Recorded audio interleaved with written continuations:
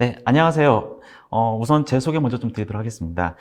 저는 한국 CIM에서 제조 분야 기술과 혼합현실에 대한 기술을 담당하고 있는 김성빈입니다. 만나뵙게 돼서 반갑습니다.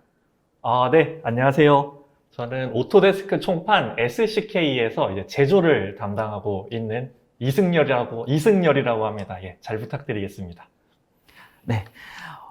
오늘 저희가 주제로 말씀드렸던 내용은 오토데스크 인벤터의 데이터를 어떻게 활용할 것인지에 대해서 진행할 예정인데요. 저는 이제 집중적으로 두 가지, 제품 디자인에 대한 인공지능 그리고 메타버스 적용에 대해서 내용 진행을 하려고 합니다. 네, 이 부분에 대해서 이제 진행할 건데요. 우선 순서는 첫 번째는 이제 2021년도에 제조 설계 디자인에서의 기술 동향을 좀 말씀드리고요. 그다음에 이제 지난달에 인벤터 2022 버전이 새로 출시가 됐습니다. 그래서 어떤 부분들이 좀 새로워졌는지 그에 대해서 설명을 좀 드릴 예정입니다. 그리고 이제 실제 설계 데이터를 기반으로 어떤 방식의 인공지능이 적용되고 있고 사례가 어떻게 되는지를 이승열 차장님께서 말씀을 해주실 거고요. 그다음 마지막으로 디자인 데이터를 기반으로 한 메타버스를 활용이 어떻게 적용되는지를 설명드리도록 하겠습니다. 네, 그럼 이제 먼저 제조 설계 디자인의 기술 동향에 대해서 말씀드리도록 하겠습니다. 2021년도에 기술산업 동향에 대해서 좀 많은 분석 자료가 있습니다. 이 내용들을 저희도 한번 쭉 찾아봤는데요. 몇 가지 공통적으로 얘기하는 부분들이 5가지가 있습니다. 각각에 대해서 좀 알아볼게요. 우선 이제 스마트 제조 기술과 5G 통신 기술의 결합입니다. 스마트 제조는 예전부터 제조 기술에서의 가장 핵심적인 화두인데요. 인공지능과 산물 인터넷의 기술 발전으로 모든 장비가 하나의 네트워크로 통합할 수가 있었습니다. 이 네트워크를 통해서 많은 데이터들이 이동하게 되는데요. 최근에 이제 5G 네트워크를 통해서 장비가 혹은 신호 간의 레이턴시를 최소화하면서 유연하게 더 많은 데이터를 처리할 수도 있습니다. 네, 그 다음 이제 예지보전 기술이라고 볼 수도 있습니다. 이는 이제 앞서서 나온 스마트 제조에서 자주 활용되는 인공지능과도 일접한 연계가 되어 있는데요. 지금까지 이제 설비를 유지보수하기 위해서는 일정 기간에 타임을 잡고 장비를 멈춘 다음에 전체적으로 유지보수를 했다라면 예지보수는 이제 설비의 운영 상황을 실시간으로 모니터링하면서 설비에 발생 가능한 문제점들을 사전에 예측을 하고 미리 대응을 해서 실제 발생되는 비용이나 비효율적인 부분을 감소하는 트렌드를 볼 수가 있습니다. 세 번째로는 이제 XR 환경의 이제 결합이라고 볼 수가 있는데요.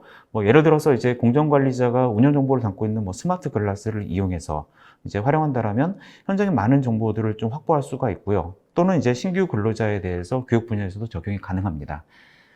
네, 그다음 네 번째로는 이제 전사적 자원 관리, ERP 확장이라고 볼 수가 있습니다. 기존에 이제 ERP를 확장을 했어요. 현장의 정보를 기반으로 실시간 업데이트를 통해서 업무 처리의 효율을 향상할 수도 있다라고 트렌드에 나와 있습니다. 또한 이제 자원 공급 계획이나 재고 관리 등에 대한 반복 업무를 RPA 프로세스를 통해서 자동화가 가능합니다.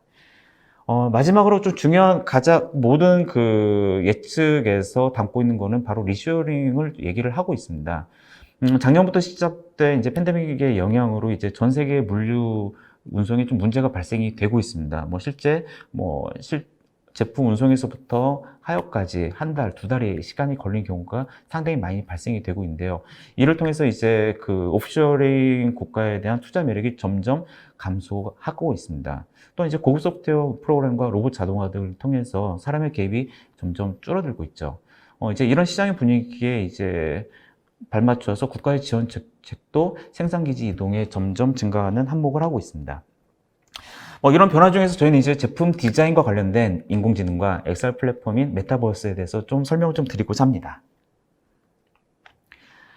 네, 일단 제조 분야에서의 오토데스크 핵심 전략은 설계에서부터 제조까지 전체 프로세스에 필요한 솔루션들을 제공하는 것입니다. 예를 들어 초기 기술 영업 단계에서부터 최종 서비스 단계까지 모든 부분을 오토데스크 인벤터를 중심으로 포트폴리오가 운영이 되고 있고요. 제품 설계, 그리고 시뮬레이션, 공차 해석, 고급 해석에 관련된 내용들도 많은 업무들을 오토데스크 솔루션을 이용해서 커버를 할 수가 있습니다. 최근에 이제 인벤터 2022 버전에 새롭게 출시가 됐는데요. 그럼 이제 새로운 진점이 무엇인지 간단한 설명을 드리고 이제 저희가 말씀드리고자 하는 인공지능에 대한 결합 그리고 메타버스 서비스에 대해서 말씀드리도록 하겠습니다. 네. 인벤토 2022 버전은 크게 5가지의 변화가 있습니다. 첫 번째 변화는 부품과 조립품의 모형 상태를 확인할 수가 있고요. 두 번째로는 이제 팩토리 건설 분야에서의 주로 활용되는 빔 소프트웨어와의 연결성이 강화되었습니다.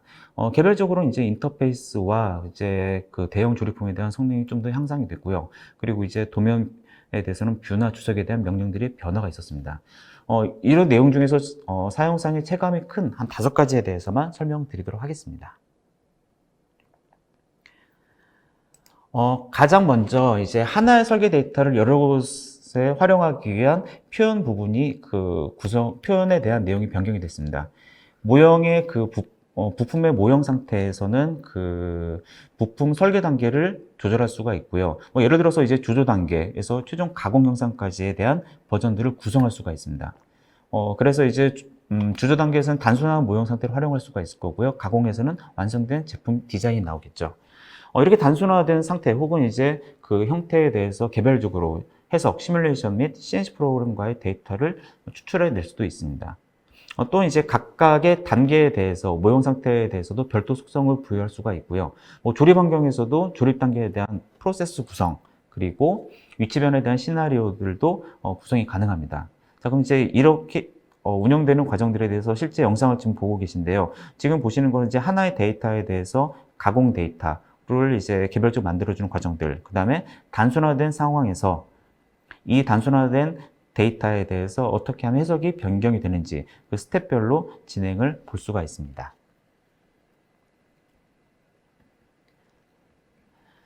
네, 앞서 보신 모형 상태를 구현하기 위해서는 각 단계마다 속성이 분명히 다를 겁니다. 그래서 이제 이를 지원하기 위해서 인스턴스 속성, 즉 복제 특성이라고 얘기를 하는데요. 이 기능이 필요합니다. 복제 특성은 조립품의 개별 구성 요소들, 하위 요소들에 대해서 그 파트에 대해서만 재지정이 되고 저장이 됩니다. 그래서 이제 원본의 속성이 변경되진 않아요. 이런 복제 특성을 이용해서 이제 조립품의 동일한 부품, 라이브러리라고 볼 수 있죠. 라이브러리에 대해서도 각각 개별적인 속성을 부여할 수가 있습니다. 예를 들어서 라이브러리로 군용이 되는데 이제 구매처 혹은 이제 다른 속성이 들어갈 수가 있겠죠. 이런 부분들을 복제 특성을 통해서 진행을 할 수가 있습니다. 또 이제 이렇게 부여된 속성들에 대해서는 비용과 부품 리스트에서도 반영이 돼서요. 이제 그 양산 단계에서도 전달이 가능합니다. 자, 그 다음 이제 생산성 및 성능 향상 부분입니다. 인벤토 2020 버전부터 인터페이스에 대한 변화가 가속화되고 있습니다. 그리고 지금도 계속되고 있는데요. 가장 먼저 다크뷰를 통해서 화면의 시각 표현을 어둡게 처리할 수가 있습니다. 또한 이제 명령창 자체가 또 브라우저, 검색기 쪽으로 점점 통합이 되고 있고요. 이제 보시는 필렛 명령들도 예전에 별도 창이 아니라 브라우저 창을 통해서 명령을 입력을 할 수가 있습니다. 그 다음에 이제 필렛 같은 경우는, 필렛 명령은, 기존의 하나의 명령에서 이제 통합이 돼 있었는데요. 지금은 면 필렛, 그리고 면 라운드 필렛 등이 분할이 돼서 실행이 되고 있습니다. 이 외에도 이제 팔레트에 대한 내용들, 키보드 단축키 등에 대한 인터페이스가 변경이 됐죠. 그 다음에 이제 조립품에서는 변경된 이제 생산성 부분들은 우선 성능이 가장 크게 향상이 됐습니다. 특히 전체 조립품에서 대용량 조립품을 이동하거나 편집을 하거나 혹은 스케치가 포함되어 있는 대용량 조립품을 이동할 때 속도가 상당히 빠르게 개선이 됐습니다. 또 하나가 이제 구속 조건에 대한 명기가 좀 더 확실해졌습니다. 그래서 완전 구속된 구속 조건, 불완전한 구속 조건, 이 내용들을 필터링하거나 아이콘을 표시하는 기능이 추가되어 있죠. 네, 그 다음 이제 상호 운영성에 대해서도 추가적인 사항들이 있습니다. 제조 설비 관점에서 공장을 생각했었을 때는 실제 공장에 있는 설계 데이터가 필요합니다. 최근에 이제 공장 설계를 할 때, 대형 이제 반도체 회사라든가 아니면 이제 신규 공장에 대해서는 이런 이제 건축 설계도 3차원으로 진행이 되고 있는데요. 건축 설계와 그 다음에 제조에 들어가는 생산 설비와의 결합이 많이 필요해졌습니다. 그래서 이런 부분들 좀 더 원활하게 하기 위해서 제품 간의 데이터 호환이 유연해졌는데요. 빔 소프트웨어, 건설에 사용되는 소프트웨어가 레빗이라는 프로그램이 있습니다. 여기 데이터를 이제 인벤터에서 전달하기 위해서 좀 더 빠르게 전달하기 위해서 단순화 기능이 강화되었고요. 또 이제 필요한 부분 요소들에 대해서 레빗 파일로 생성하는 이제 과정들도 추가가 됐습니다. 그 다음에 이제 변경이 됐었을 때, 데이터가 넘어간 다음에 설계 변경이 있었을 때 링크가 유지가 돼야 되는데 이 부분들도 업데이트를 할 수가 있습니다. 또한 이제 그 퓨전 360에서의 연계가 또 강화됐습니다. 퓨전 360에 관련된 부분들은 SK 그 이승열 차장님께서 다시 한번 자세히 설명을 드릴 건데요. 퓨전 360은 클라우드 기반의 차세대 설계 및 제조 플랫폼입니다. 그래서 인벤토리 설계 작성한 데이터를 퓨전 360으로 전송을 하고요. 바로 CNC 가공 및 3D 프린팅 그리고 제너러티브 디자인을 활용할 수가 있습니다. 인벤토리 설계 변경이 되면은요, 센트 퓨전이라는 기능을 통해서 퓨전 360에서도 업데이트를 할 수가 있고요. 이 받은 데이터를 기반으로 퓨전 360에서 설계 작업, 지오메트리에 대한 변경이나 편집을 할 수도 있죠. 이러한 이제 연계고리가 상당히 유연해졌습니다. 그러면 실제 인벤터와 그 건축 설계가 어떻게 통합이 되는지 동영상으로 설명을 좀 드리도록 하겠습니다. 지금 이제 보시는 동영상은 이제 인벤터 내에서 이제 그 레빗 데이터, 빔 데이터로 전환시켜주는 과정을 지금 보고 계십니다. 그래서 RVT 파일로 전환이 되는데요. 실제 설계 데이터에서는 상당히 다양한 복잡한 내용 구성물들을 가지고 있습니다. 이 내용을 그대로 건축 설계용 제품으로 가기에는 어려움들이 있기 때문에요. 지금 필요한 요소들에 대해서 선택을 해서 최적화시켜주는 과정입니다. 네, 지금 이제 보시는 화면은 이제 그 오토데스크 레빗이라고 하는 빔 전용 소프트웨어이고요. 이 소프트웨어에 방금 전에 저희가 작성한 설계 툴을 지금 삽입한 내용입니다. 그리고 작성된 그 데이터를 기반으로 해서 건축의 위치라든가 내부 구성 요소들에 대한 도면들도 레빗에서 바로 작업을 할 수가 있죠. 네, 근데 이제 인벤터에서 만약 설계 변경이 일어났다. 로봇이 하나 더 추가가 됐다. 일반적으로 이렇게 구성되지는 않을 것 같습니다. 하지만 이렇게 추가가 됐었을 때 설계 변경이 일어나겠죠. 업데이트를 하게 되면 레빗이라는 프로그램에서 바로 설계 변경이 반영이 되고요. 그 내용이 도면에서도 적용이 되면서 이제 공정을 건설할 때 좀 더 유연하게 데이터를 처리할 수가 있습니다. 네, 이제 그 다음 이제 도면에서의 그 변경 사항입니다. 2018 버전부터 이제 부품 또는 조립품의 그 3차원 주석을 기재를 할 수가 있는데요. 이런 주석들을 이제 3차원상에서, 3D상에서 보기도 하지만 도면에 기재하는 경우도 있습니다. 그래서 도면에 기재하기 위해서 몇 가지 단계를 거쳐야 되는데요. 2022 버전에서는 뷰를 생성할 때 각각 뷰에 대해서 3D 주석을 볼 것이냐 안 볼 것이냐를 추가하는 옵션이 생성이 됐습니다. 또한 이제 형상 자체가 갖고 있는 시각 스타일도 도면 뷰에 저장이 가능하죠. 마지막으로 이제 중심선과 치수가 겹칠 경우에 보시는 영상처럼 그 자동으로 중심선을 정리해주는 기능도 탑재가 되어 있습니다. 네, 그래서 지금 보시는 영상은 실제 이제 3차원 객체들에 대해서 이제 3D 주석을 달았고요. 이 주석에 대해서 그 도면화하는 과정입니다. 이때 이제 카메라 뷰와 그 다음에 그 3점 주석을 포함할 것이다 라는 옵션을 주게 되면은 뷰를 생성시켰을 때 바로 해당되는 내용들의 주석을 가져올 수가 있습니다. 네, 이제 그 다음에 이제 인벤터 2022 버전에 대한 기능을 설명을 드렸는데요. 추가적으로 저희도 인벤터의 생산성을 높이기 위해서 심플리라고 하는 서드파티 앱을 개발을 했습니다. 인벤터의 확장 프로그램이라고 볼 수가 있는데요. 아이로직을 기반으로 해서 개발됐고요. 이 명령들이 옆에 보시는 이제 리본 메뉴로도 별도 구성이 되겠지만 리본 메뉴로도 탑재를 했습니다. 그래서 리본 메뉴를 통해서 명령을 수행할 수도 있고요. 단축키도 지정을 할 수가 있습니다. 보통 이제 많은 명령들이 구성이 되어 있는데요. 부품 단계, 조립품, 도면, 여기에 대해서 좀 더 생산성을 높일 수 있는 57개 명령으로 구성이 되어 있죠. 그럼 이제 실제 어떻게 생산성을 높일 수 있는지 예를 하나로 한번 들어보겠습니다. 네, 지금 보시는 영상은 심플리를 사용했을 때와 일반적으로 인벤터리 기능을 사용했을 때의 이제 시간 비교입니다. 작업은 이제 조립품 내의 구성 요소들에 대해서 안에 포함되어 있는 부품이나 조립품들에 대해서 이제 해당된 도면들을 모두 PDF로 변환하는 작업이 되겠습니다. 수동 생성을 했었을 때, 작업 스케줄, 인벤터에 기본적으로 포함되어 있는 작업 스케줄러를 기반으로 지금 진행 과정이고요. 여기에 데이터를 등록하고, 그다음 PDF로 인쇄하는 단계입니다. 오른쪽에 있는 건 심플리의 이제 PDF 변환 명령을 사용을 한 건데요. 심플리 쪽에서 명령을 실행을 하게 되면은 조립품 내 구성 요소에 대해서 도면 유무를 체크하고요. 즉 도면이 있는지 없는지 확인을 하고요. 해당되는 도면이 있었을 때 이 도면을 열어서 PDF로 내부적으로 처리해주는 과정을 반복하게 됩니다. 그래서 옆에서 보셨을 때 수동 생성했었을 때 전체 시간이 216초가 걸렸다라면 이제 심플리에 있는 명령을 활용하게 되면 52초, 대략 76% 정도의 생산성이 이제 감소된 걸 볼 수가 있습니다. 뭐 이외에도 이제 생산성에 관련된 다양한 기능들을 제공을 하고 있죠. 네, 그래서 지금까지 제가 간단하게 인벤터 2022 버전에 어떠한 변화 사항이 있는지, 그리고 이 추가 확장 앱을 통해서 어떤 내용들을 확인할 수 있는지 그거에 대해서 설명을 좀 드렸는데요.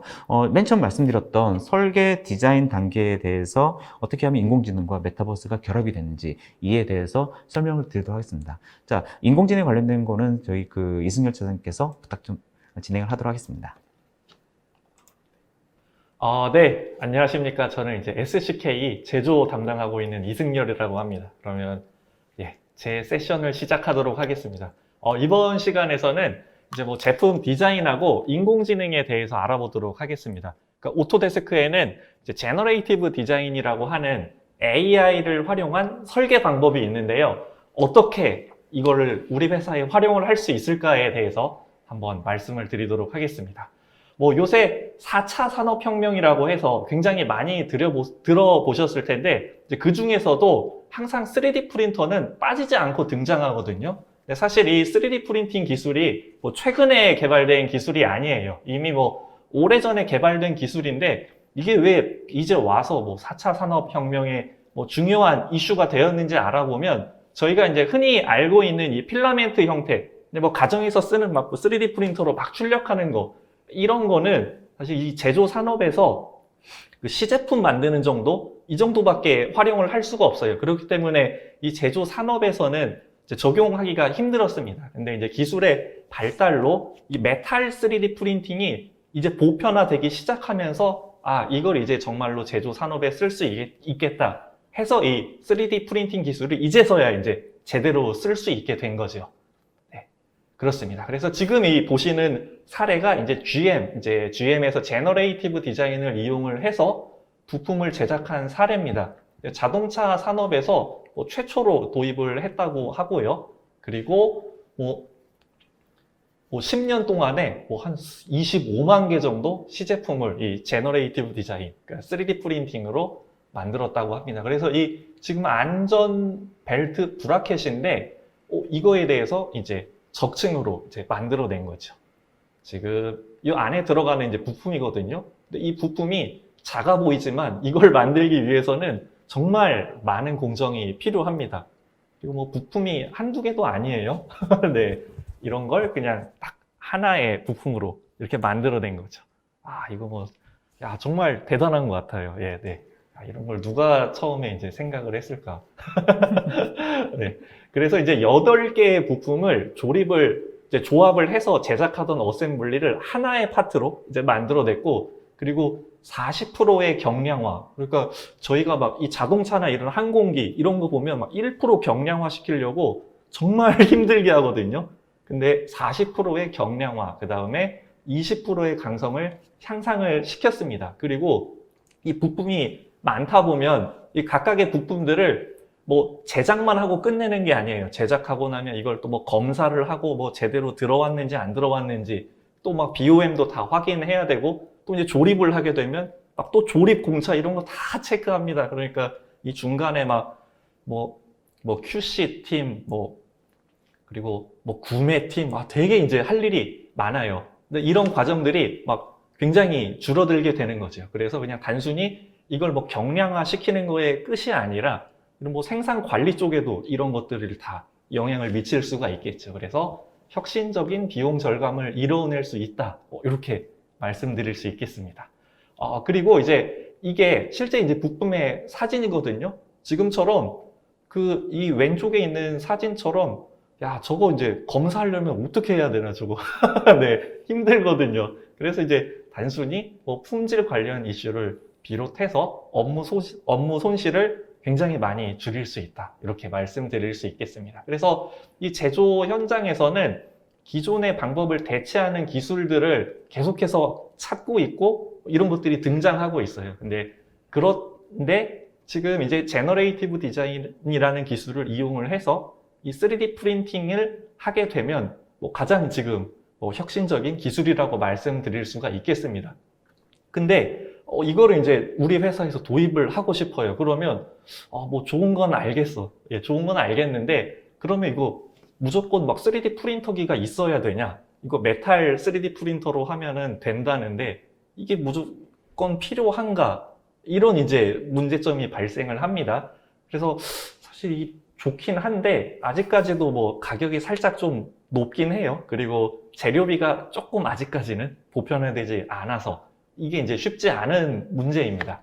하지만 이제 이 제너레이티브 디자인 같은 경우에는 디자인의 목적에 따라서 제조 방식을 선택을 할 수가 있어요. 그러니까 무조건 이걸 3D 프린팅으로 만들어내는 게 아닙니다. 그러니까 목적을 먼저 정하는 거죠. 그러니까 매스로 할 건지 강성으로 할 거니까 질량으로 할 건지 강성을 높일 건지 먼저 선택을 하고요. 그리고 제조 방식을 여기에서 선택을 해줄 수가 있어요. 우리는 3D 프린팅으로 할래, 적층으로 할래. 이게 아니라 우리 회사는 뭐 3D 프린팅이 없어. 이러면 뭐 2.5축, 3축, 5축 이렇게 뭐 밀링 가공으로 이 데이터를 만들어 내실 수가 있고 그리고 뭐 다이 캐스팅을 적용한다거나 이런 부분까지 가능합니다. 그리고 마지막으로 어떤 소재로 만들 건지 이 세 가지만 선택을 해주면 그 다음부터는 알아서 컴퓨터가 해주는 거죠. 그래서 이 AI 설계 방식을 우리 회사의 보유주긴 가공기계에 맞게 구현을 하실 수가 있습니다. 그러니까 뭐 이걸 하기 위해서 3D 프린터기를 사야 된다 이런 게 아니에요. 그냥 있는 뭐 밀링은 다 있죠. 밀링은 다 있겠죠. 그냥 하시면 됩니다. 바로 적용할 수 있어요. 그래서 이 전통적인 제조 프로세스를 보면 보통은 이제 컨셉 설계를 하고 이제 몇 개의 안을 가지고 이걸 딱 고치고 뭐 또 해석해보고 아이고 이거 아니네. 그리고 이걸 또 설계해서 또 가공팀까지 가. 아이고 이건 못 만드는 거야. 막 계속해서 그냥 이게 쳇바퀴 돌듯이 굉장히 힘듭니다. 네, 그래서 이걸 실제로 만들어내기까지는 그 검토할 수 있는 디자인이 굉장히 한정적이에요. 설계 인원은 뭐 우리 회사 뭐 설계 인원이 뭐 몇천 명이면 되겠지만 사실 되게 이제 설계 인원이 이제 다 이제 모자라거든요. 그렇기 때문에 이 제너레이티브 디자인을 우리 회사에 도입하게 되면 어떻게 되냐? 이런 것들을 이제 극복하기 위해서 초기 설계 단계, 그러니까 뭐 처음에 어떻게 설계가 될지 아니면은 뭐 재질은 뭘로 할지 이게 가공이 될지 안 될지 이런 것들은 그냥 제너레이티브 디자인에서 모두 다 이 계산을 하는 거예요. 그리고 우리 설계자는 그냥 선택만 하면 됩니다. 그러니까 근데 사실 이게 그러면은 전부 다 뭐 컴퓨터가 대신 해주는 거냐? 이게 아니에요. 컴퓨터는 그냥 계산만 해주는 거고 이 최종 선택을 하는 건 사실 사람이 해야 되는 거예요. 그러니까 뭐 컴퓨터가 뭐 우리 설계 일을 대체한다 이런 건 아닙니다. 사실 최종 선택은 사람이 네. 그러니까 그 앞에 이 반복적인 일들을 컴퓨터를 시키는 거죠. 그래서 이 설계자는 진짜 이 우리 회사에 필요한 게 뭔지 이런 걸 이제 생각할 수가 있게 되는 겁니다. 그래서 이 제너레이티브 디자인은 여러 가지 설계안을 동시에 생성하고 검토할 수 있는 거죠. 이걸 이제 사람이 직접 했다고 하면 하나에 한 번의 일밖에 못 하는데 이런 것들은 이제 컴퓨터를 시키고 결정만 할 수 있게 도와주는 툴이다. 이렇게 보시면 되겠습니다. 그리고 기존에 이제 그 최적화하는 것들 아마 뭐 3D 설계 프로그램 안에 막 탑재가 되어 있으셨을 거예요.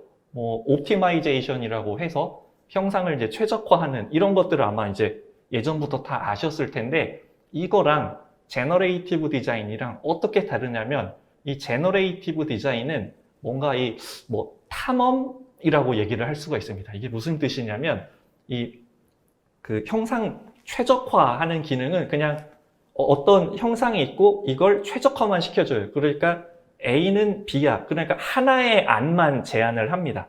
네, 그냥 무조건 그냥 가볍게 만드는 거니까. 근데 이 제너레이티브 디자인이라고 하는 건 뭔가 물건을 배송을 할 때 비행기로 하면 가장 빠른데 비싸. 아니면 뭐 차로 하면 조금 뭐 코스트를 뭐 빠르지만 그래도 비용은 조금 덜 들고 만약에 배로 가면 한꺼번에 많은 양을 운송할 수 있지만 제일 느리다. 이런 것들을 이제 설계자가 선택할 수 있게 이제 딱 여러 가지 제한을 주는 거예요. 네. 그래서 이 중에서 설계자가 우리 회사에 지금 이건 너무 급한 거야. 아니면은 뭐 이건 천천히 해도 돼. 그러니까 이 예산이나 상황에 맞게 선택을 할 수 있는 거죠. 그래서 이 제너레이티브 디자인을 그러면 도대체 어떻게 해야 되냐면 딱 이 3단계 과정만 거치면 됩니다. 정말 간단하거든요. 이제 프리저브하고 obstacle이라고 하는 게 있어요. 이게 뭐냐면 꼭 있어야 되는 부분, 그리고 이제 필요 없는 부분, 이거를 정의를 해주고요. 그냥 이제 계산을 돌려요. 계산 돌리고 확인하면 끝입니다. 진짜 간단해요. 예. 너무 이제 쉽거든요. 네. 그래서 이제, 이게 이제 라이트닝 모터 사이클이라고 해서 미국의 이제 이런 전기 오토바이 만드는 회사거든요. 여기에서 이제 그 스윙 암이라는 부품을 제너레이티브 디자인으로 이제 한 실제 사례예요. 이제 이걸 이제 제너레이티브 디자인을 진행하시려면 이렇게 우선 3D 모델이 이제 있어야 됩니다. 2D로는 안 돼요. 네, 3D 모델이 있어야 되고, 이제 이 모델을 가지고 이제 제너레이티브 디자인에 필요한 이제 지금 요런 이제 부품을 제너레이티브 디자인을 할 겁니다. 그러면 여기에서 이제 꼭 반드시 필요한 부분을 남겨놔야 돼요.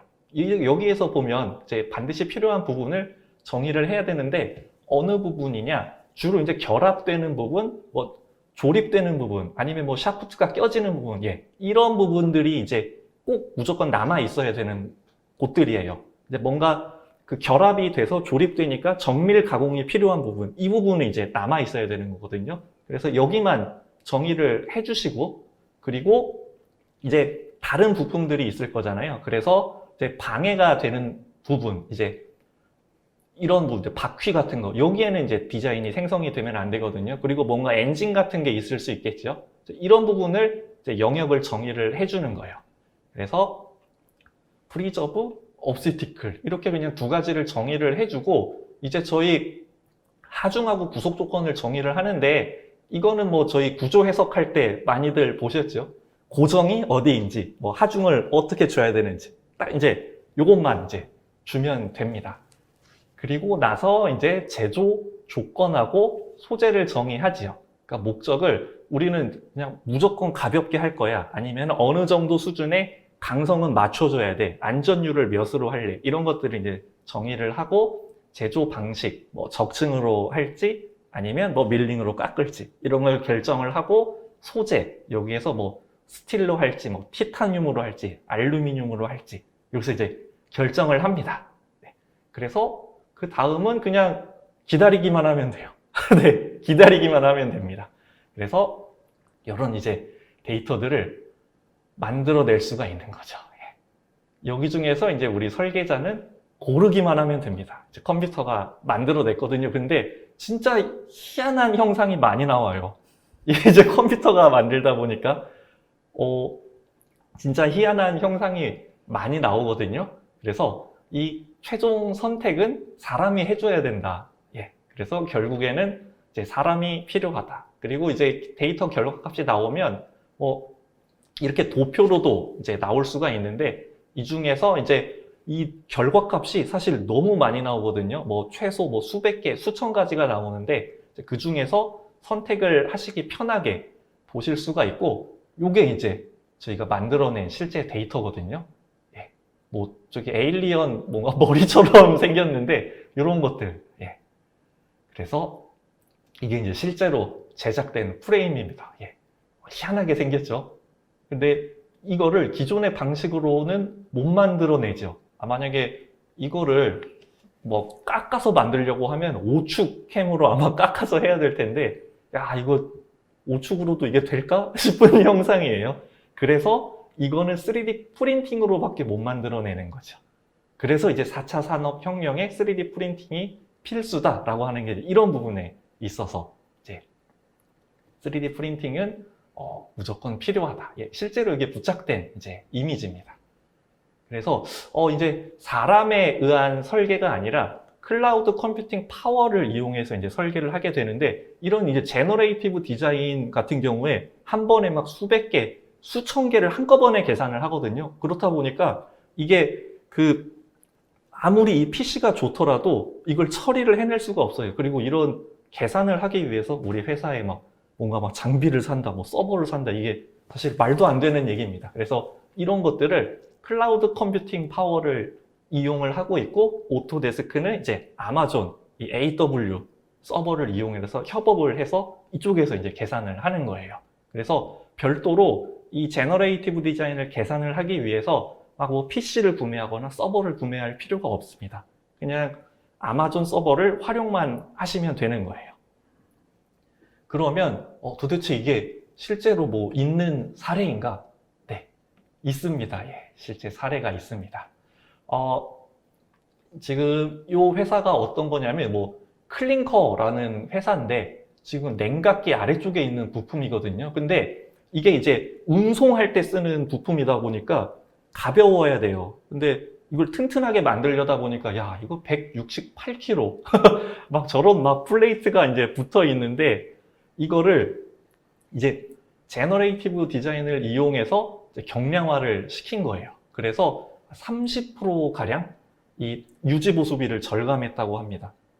그러니까 이 운송, 이 자동차, 이 운송하는데 붙는 이 부품에 이 무게를 줄이니까 그만큼 이제 기름이 덜 드는 거죠, 연료가. 그래서 이 제너레이티브 디자인을 이용을 해서 이걸 무조건 3D 프린팅으로만 하는 게 아니라 이 아래쪽에 있는 이제 우측 하단에 있는 영상을 참고를 해서 이 위에 있는 부품처럼 만드는 거죠. 그러니까 이 제너레이티브 디자인을 이용을 해서 대충 이런 형상으로 만들면 이제 최적화를 시킬 수 있겠구나 하고 이 제품을 딱 확인을 하고 그냥 우리 회사에 맞게 용접하는 형태로 이렇게 만든 거죠. 그렇게 해서 168kg짜리를 52kg으로 경량화를 했습니다. 그냥 기존에 하던 그냥 플레이트를 용접해서 붙인 방식이에요. 근데 이걸 뭔가 계산을 해서, 하중 계산을 해서 하려면 굉장히 힘들어요. 그리고 이 좀 설계자들, 그러니까 저도 예전에 그랬고, 이 설계를 하면 좀 뭔가 과도하게 튼튼하게 만드는 경향이 있거든요. 이게 왠지 부서질 것 같다. 근데 괜히 이거 부서지면 내 책임일 것 같고. 그래서 약간 이제 과도하게 이제 튼튼하게 만드는 경향이 있는데, 이렇게 이제 계산을 해서 이제 확신을 가지고 일을 할 수 있게 되는 거죠. 그리고 이제 이 윌이라고 하는 전동 휠체어 제작 업체가 있거든요. 여기 사례를 제가 보니까 이게 이제 장애인이 뭔가 이제 타는 용도인데 너무 무거워요, 이게. 근데 이게 어쩔 수 없습니다. 이거 튼튼하게 만들고 사고가 나지 않아야 되니까 어쩔 수 없이 무거워질 수밖에 없는데, 이 제너레이티브 디자인을 이용해서 정말 무거웠던 이 프레임을 이제 경량화를 진행을 했어요. 이렇게 해서 이런 식으로 경량화를 쫙 했습니다. 예. 신기하죠, 이거? 네. 이렇게 이제 수렴을 해나가는 과정이에요. 네. 이렇게 해서 제너레이티브 디자인을 하고 이 프레임으로 이제 실제 제작을 하는 거죠. 네. 그리고 이제 이거는 전동 휠체어에 이제 구동축에 이제 붙는 디자인이거든요. 요걸 또 한번 좀 살펴볼게요. 지금 보시면은 사람이 디자인했을 때 안전계수가 5.7, 이게 사람이 타는 거니까 이거 다치면 큰일 나. 그러니까 엄청 튼튼하게 만드는 거예요. 근데 이제 제너레이티브 디자인 3축으로 계산을 했을 때는 안전계수가 3.0입니다. 근데 밑에 보시면 제조 시간이 엄청 길어요. 그러니까 가장 가볍고 중량도 되게 가볍고 좋긴 한데 이 제조 시간이 너무 많이 드는 거예요. 근데 2축으로 나온 제너레이티브 디자인을 보니까 이거는 그냥 2축으로 다 끝낼 수 있어. 그러니까 제조 시간이 확 줄어드는 거죠. 근데 살짝 무거워지긴 합니다. 그러니까 이 중에서 이제 선택을 하는 거예요. 그러니까 무조건 가볍게가 아니라 이렇게 여러 가지 조건을 주는 거죠. 그러니까 이거는 나는 여기까지 계산했어. 컴퓨터가 난 여기까지 계산했으니까 결정은 이제 인간인 너희들이 해. 이런 거죠. 예. 이렇게 해서 이제 제너레이티브 디자인을 활용을 하실 수가 있습니다. 그리고 요건 이제 폭스바겐에서 이제 컨셉카를 이제 제너레이티브 디자인으로 뭐 몇 개 이제 부품을 좀 작업을 한 거예요. 이제 휠 같은 경우에도 제너레이티브 디자인을 하고, 이거 뭐 현대자동차에서도 이런 이제 사례를 얼마 전에 또 만들었더라고요.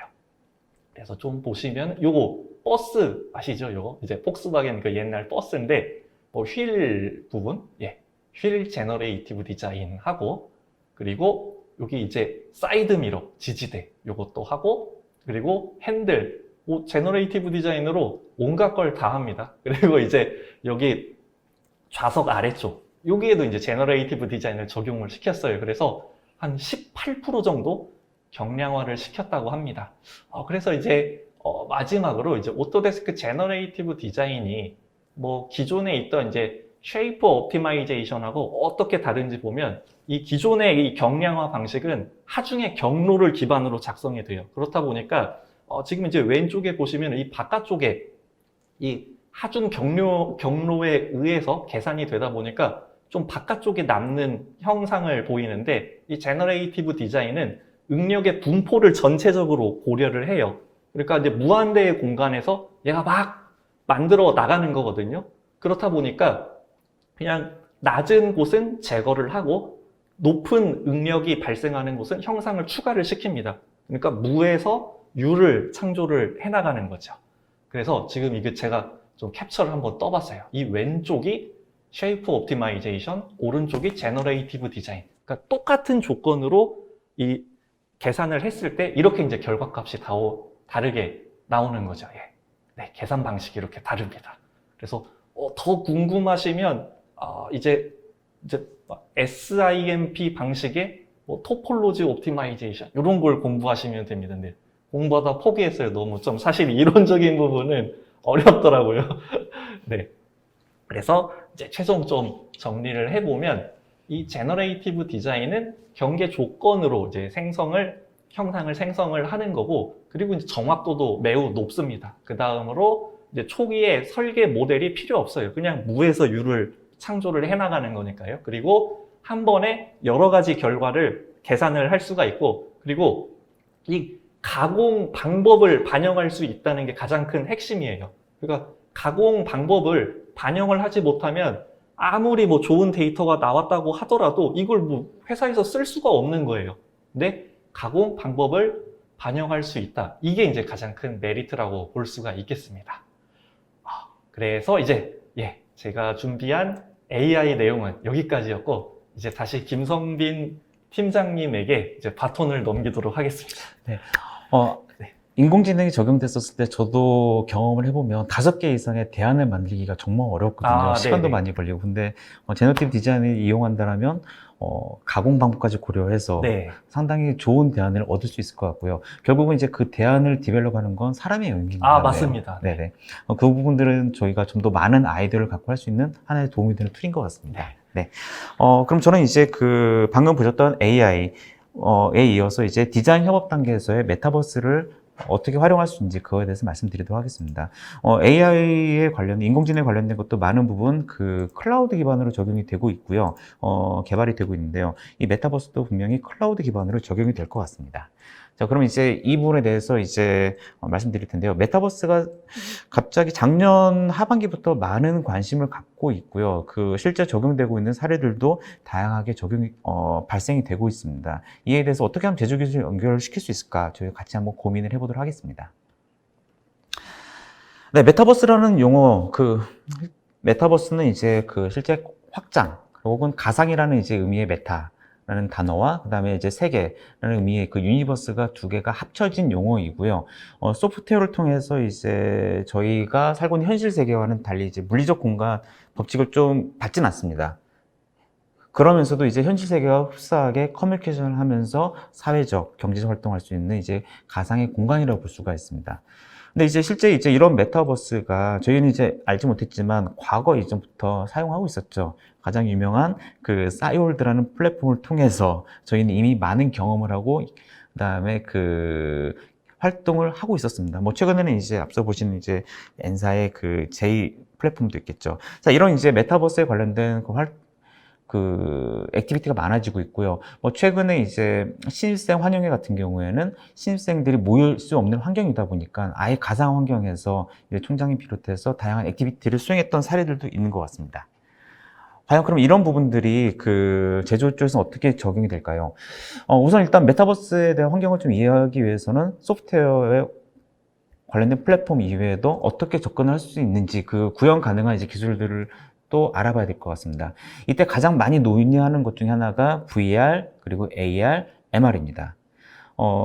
우선 이제 VR은 이제 디바이스를 기반으로 해서 완벽한 디지털 공간을 구현을 해야 되고요. 이 디지털 공간을 VR 장비를 통해서 이제 접근하는 기법이라고 볼 수가 있습니다. 그래서 해당되는 헤드셋, 가장 대표적으로 페이스북의 오큘러스나 바이브 같은 장비가 있겠죠.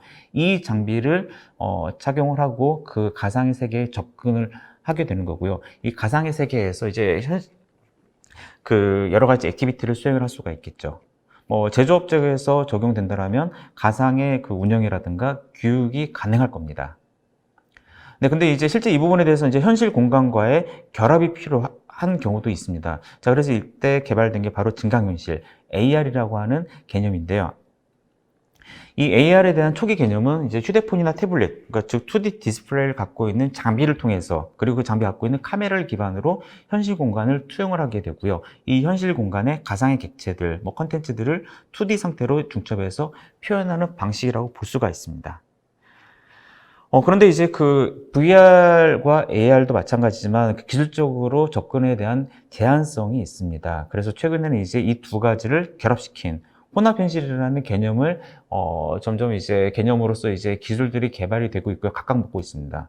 그래서 혼합현실은 실제 현실 공간과 그다음에 디지털 공간을 합쳐서 이에 대한 중간 개념으로서 이제 컨텐츠를 구현하는 이제 방식이고요. 예를 들어서 이제 현실 공간에 이제 가상의 3D 컨텐츠 혹은 정보들을 표현을 하고요. 이러한 3D 디지털 객체들을 사용자가 직접 핸들링하면서 소통하게 하는 기술이 되겠습니다. 그래서 가장 대표적으로는 이제 마이크로소프트의 홀로렌즈라는 장비가 있죠. 그럼 이제 이런 혼합현실이 제조업에서는 어떻게 운영이 될 수 있는지 세 가지 사례를 좀 보도록 하겠습니다.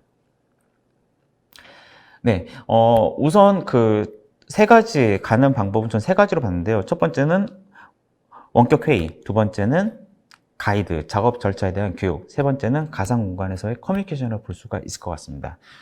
첫 번째는 이제 원격 회의입니다. 현재 지금 상황에서 가장 어려운 부분 중에 하나가 공간의 이동.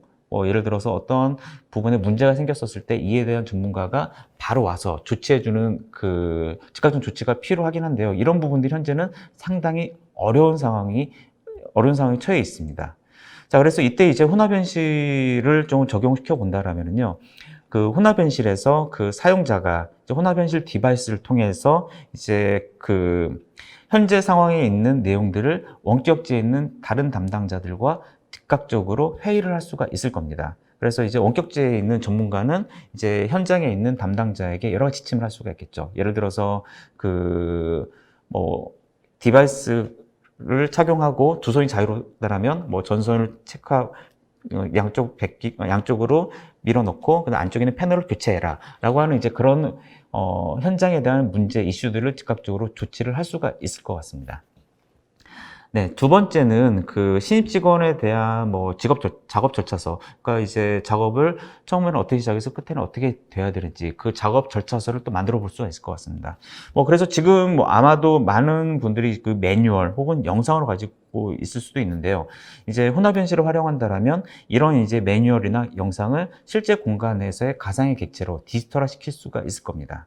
그래서 이제 숙련자는 자기가 갖고 있는 노하우를 이제 가상의 콘텐츠, 화면 내에 어떻게 작업을 해라 라는 절차를 만들고요. 그거에 대한 운영 방법들을 공간 내에서 이제 지침을 내리게 될 거고요. 이런 이제 작성된 콘텐츠를 이제 신입 직원이 오게 되면은 여기에서 나온 절차대로 교육을 받고 훈련을 할 수가 있겠죠. 네. 그 다음으로는 이제 맨 처음 말씀드렸던 메타버스 공간에 가상 회의를 또 진행을 할 수도 있습니다. 그래서 이제 가상의 공간 내에 회의실을 하나 만들어 놓고요. 서로 다른 위치에 있는 인원들, 뭐 예를 들어서 뭐 서울에 있는 분과 부산에 있는 분, 해외에 있는 분들이 하나의 공간으로 들어와서 묶어줄 수가 있습니다. 그리고 이 회의를 통해서 이미지나 혹은 뭐 PDF와 같은 자료, 혹은 이제 도큐멘트, 영상, 그다음 설계 데이터들도 반영해서 같이 공유할 수가 있고요. 이 데이터를 기반으로 좀 더 원활하게 커뮤니케이션을 수행할 수도 있습니다. 그러면 실제 이제 가상의 공간 내에서 회의를 만들어 놓고 진행하는 거에 대해서 한번 확인해 볼게요. 지금 보시는 화면은 홀로렌즈라고 하는 디바이스를 통해서 사용자 착용하고 지금 환경을 보고 있는 그 화면이고요. 그 다음에 여기, 오른쪽 상단에 있는 화면은 실제 이제 다른 참가자가 웹을 통해서 이 공간 내에 참여한 양방향으로 지금 회의가 참석된 거로 보시면 되겠습니다. 그 다음에 지금 안쪽에 있는 데이터들, 상당히 다양한 데이터들을 지금 띄워놓고, 사용자가 지금 보고 있는데요. 안쪽에 있는 데이터는 모노백이라고 하는 이제 인벤터로 작성된 자동차 설계 데이터이고요. 이 데이터를 인벤터에서 3D 맥스로 전환한 다음에 홀로렌즈에서 볼 수 있는, 홀로렌즈를 전환시킬 수 있는 데이터로 이제 변환한 다음에 업로드한 데이터가 되겠습니다.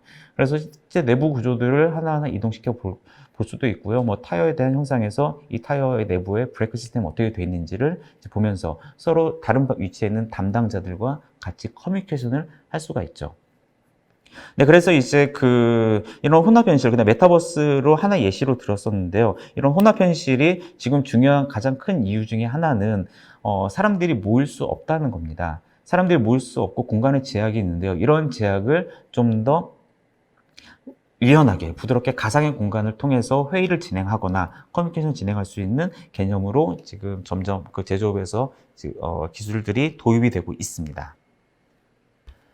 네, 그래서 지금까지 저희가 이제 제조업의 트렌드 변화, 그 다음에 오토데스크의 주력 솔루션인 인벤터의 변화에 대해서 좀 알아봤고요. 그 다음에 이제 설계 단계, 디자인 단계에서 어떻게 하면 인공지능이 적용될 수 있는지, 그 다음에 설계 결과물을 가지고 메타버스 혹은 혼합현실을 통해서 활용할 수 있는지에 대해서 저희가 간단히 살펴봤습니다. 혹시 오늘 진행했던 내용 중에서 궁금한 사항들이 있을 것 같은데요. 궁금하신 부분들이 있으시면 뭐든지 채팅 남겨주시고요. 저희가 그 중에 한두 가지 정도 한번 확인하고 답변 드리도록 하겠습니다. 만약 답변이 안 된다라면요, 웨비나가 끝나고 저희가 이제 개별적으로 답글 혹은 이제 메일로 답을 드리도록 하겠습니다. 네, 혹시 어떤 내용들이 있는지 같이 한번 볼 수 있을까요? 네. 제가 좀 살펴보고 네네. 있는데, 인벤터를 활용을 해서 설계를 하면 작업 효율이 얼마나 좋아질까? 네네. 아까 제너러티브 디자인을 말씀을 하셨을 때, 네. 2D에서는 적용이 안 된다라고 말씀을 해줬었습니다. 네. 인벤터를 가지고 설계를 한다는 건 결국은 3D를 구성을 한다는 거고요. 실제 양산, 제작 전에 먼저 설계 단계에서부터 조립에 대한 가능성이라든가 아니면 간섭에 대한 부분들, 파트리스트, BOM들을 미리 빼놓을 수가 있죠. 그래서 설계할 때 작업 효율, 기존 2D로 설계를 했다라면 설계할 때 작업 시간으로 비교했을 때 좀 더 늘어날 겁니다. 하지만 이제 설계 단계 이후에 실제 양산이나 제조 단계에서는 훨씬 더 절감시킬 수가 있겠죠. 네. 그리고 이제 타사 대비 차별화된 기능은 어떤 것이 있나요? 요거는 제너레이티브 디자인에 대해서 물어보신 것 같은데, 사실 경쟁사에도 다 이런 비슷한 개념으로의 방식들이 있습니다. 근데 이제 가장 큰 차이점 중에 하나가 이 계산 방법이거든요. 이제 좀 과거부터 이제 많이 썼던 방식이 SIMP 방식이라고 해서 이제 경쟁사들은 그 방식을 좀 많이 쓰고, 이 오토데스크 제너레이티브 디자인은 레벨셋이라는 방식을 쓰는데, 이제 각각 좀 장단점이 있거든요. 레벨셋이 계산이 좀 오래 걸리는 단점이 있어요. 근데 이걸 이제 오토데스크는 클라우드로 이제 문제를 해결을 한 거죠. 그러니까 이제 경쟁사에 있는 이제 타사 제품들 같은 경우에는 우리 회사에서 그냥 기존에 그냥 해석하던 것처럼 그냥 내 PC, 우리 회사의 리소스를 이용을 해서 계산을 하는데, 오토데스크는 이 클라우드 컴퓨팅 파워를 이용을 해서 이 오래 걸리는 이런 이제 문제점을 해결을 한 거죠. 이제 이게 좀 가장 큰 차이점이 되겠습니다. 그러면 혹시 클라우드라면 데이터 보안에 관련된 이슈도 있을 것 같은데, 혹시 그 부분들은 어떻게 되나요?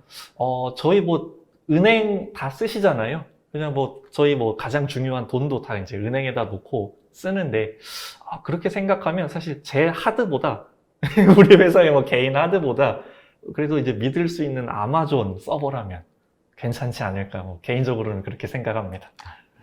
혹시 또 다른 질문 또 아, 있으신가요? 네. 음, 네네. 지금 주신 질문 중에서 이제 인벤터의 새로운 기능 중에서 새로운 카메라 뷰, 그 다음에 3D 주석 자동 포함 옵션이 있는지 물어보셨는데요. 네, 말씀하셨던 것처럼 그 뷰를 생성을 할 때 이제 카메라 뷰를 적용할 것인지, 그 다음에 3D 주석을 자동으로 뷰에 포함할 것인지가 옵션 사항으로 구성이 되어 있습니다. 그래서 옵션만 체크가 되어 있다라면 그 데이터들은 자동적으로 도면화가 가능합니다. 네, 그 다음 이제 그 메타버스 서비스사가 있는데, 제가 아까 말씀드렸던 그 메타버스 서비스사는 이제 그 미국에 있는 S사입니다. 이건 제가 별도로 말씀드리도록 할게요. 전 세계적으로 지금 메타버스 서비스가 지금 막 지금 나오고 있는데요. 그런 메타버스 서비스 중에서 이제 몇 가지 좀 유용한 플랫폼들이 있습니다. 그 부분들은 제가 별도로 메일로 보내드리도록 하겠습니다. 네. 네, 그 다음에 이제 그 메타버스 세계에서 인벤토리 구현을 한다, 혹은 이제 제품 중에서 이제 할 수 있는지가 나와 있습니다. 인벤터가 적용되는 분야는 메타버스에서 협업할 수 있는 설계 제품 디자인을 담당을 하고 있습니다. 그리고 이제 이 설계 제품 디자인 데이터가 바로 메타버스로 넘어가지는 않습니다. 왜 그러냐면 이제 실제 메타버스 각각의 플랫폼 내에서 지원하고 있는 툴들이 있고요. 최적화된 데이터들이 있거든요. 그래서 이러한 이제 그 작성된 데이터들은 이제 오토데스크 PDMC 컬렉션 내에 있는 3D 맥스를 통해서 최적화, 그 다음에 좀 더 시각화 작업을 해서 내보낼 수가 있고요. 이 데이터를 이제 플랫폼 내로 탑재가 가능합니다. 네, 그 외에도 이제 뭐 AR, VR로 운영할 수 있는, 이제 사용자 교육할 수 있는 또 다른 소프트웨어들이 상당히 현재는 개발이 진행 중에 있습니다. 네. 네, 그리고 또 뭐 마지막 하나만 더 해볼까요? 네, 지금 이제 저희가 쭉 해봤는데요. 네, 이제 이외에도 질문해 주시면 저희가 그 질문에 대해서는 이제 웨비나 끝나더라도 저희가 전부 다 메일로 답변을 드리도록 하겠습니다. 네, 지금 이제 설문이 나갔었을 텐데요. 설문에 대해서 조사해 주시면은 정말 감사하겠고요.